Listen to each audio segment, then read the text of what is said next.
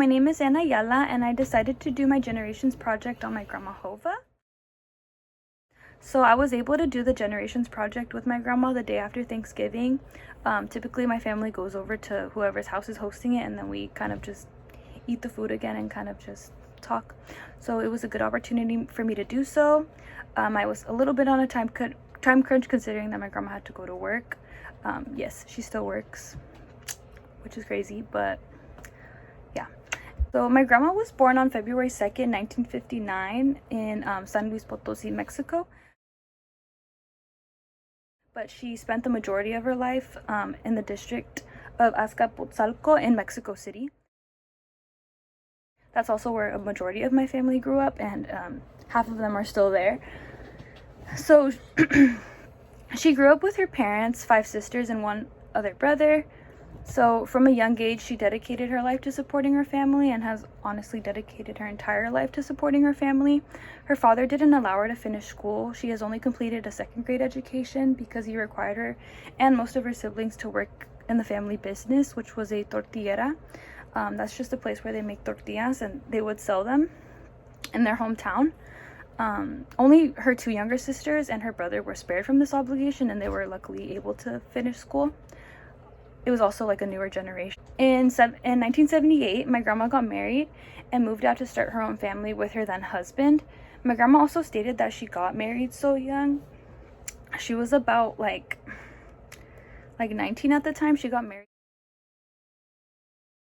So young because she wanted to move out of her family home and kind of like get away from her overbearing father. She was also the second oldest sibling, so she had a lot of responsibilities in that in itself with her younger siblings. So it was sort of like an escape for her.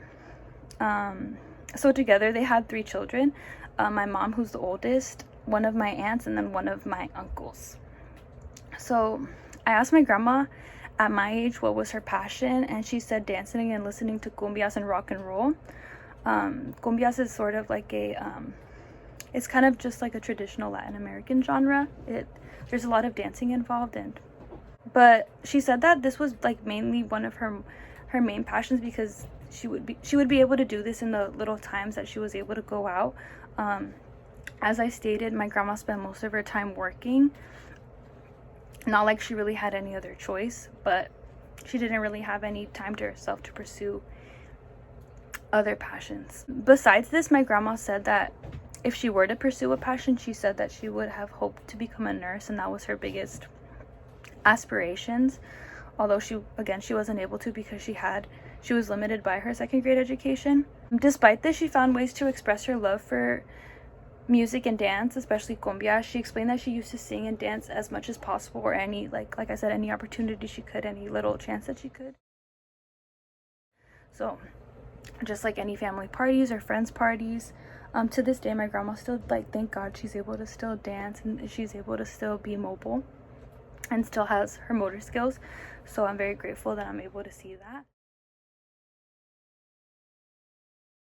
I also asked my grandma what inspired her the most at the time, and she said one of her biggest inspirations was her desire to have a good, sustainable home for her daughter, because she had just had her daughter and was about to give birth, and this was also like the biggest concern for her at the time and motivated many of like the decisions that she made.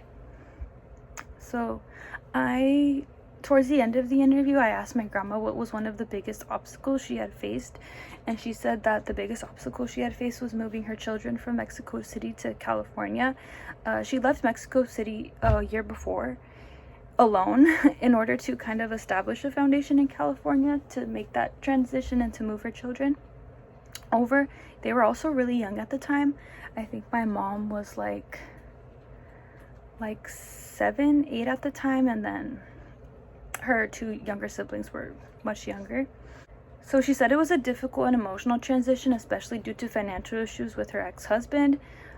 Since my grandma was already working in California, she would be sending money to Mexico in the hope that her then husband at the time was, using the money properly, especially for the children, and like providing them with the proper clothes and living situation.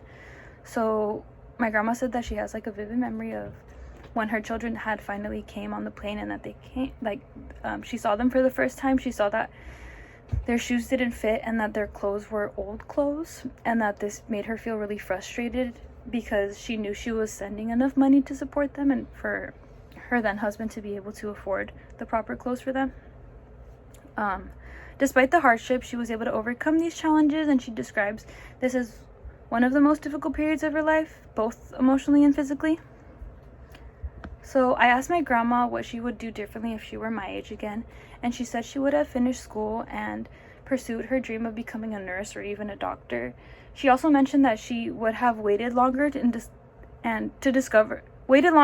get married and like to start a family, and to really take the time to discover who she is and her passions, and take more time to sort of go into the realm of self-discovery. So we ended it with her just saying that she was happy that I have the opportunity to do so, and she encourages me to make the most of it.